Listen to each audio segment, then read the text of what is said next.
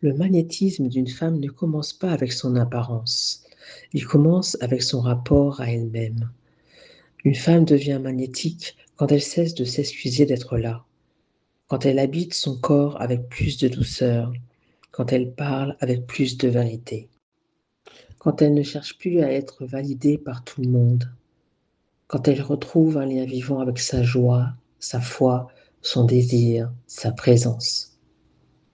Le magnétisme, ce n'est pas séduire tout le monde, c'est être suffisamment réconcilié avec soi pour que sa présence devienne claire.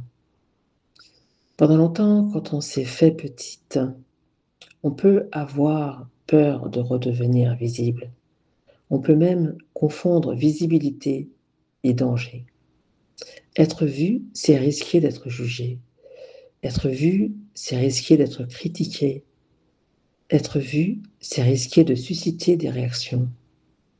Mais être invisible a aussi un coût. Le coût de ne pas être reconnu, le coût de ne pas oser, le coût de ne pas occuper sa place, le coût de vivre à moitié.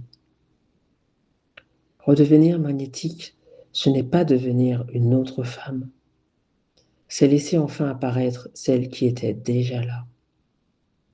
Ton mini-exercice, demande-toi, qu'est-ce qui me donne naturellement de l'éclat?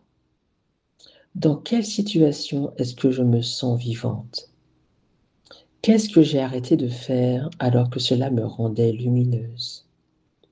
Quelle part de ma féminité, de ma voix ou de ma présence ai-je mise sous silence? Puis, choisis une action simple cette semaine pour retrouver ton éclat. Pas pour impressionner, pour te réhabiter.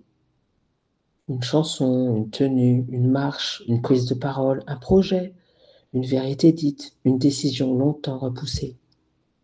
Le magnétisme n'est pas un masque, c'est une femme qui revient à elle.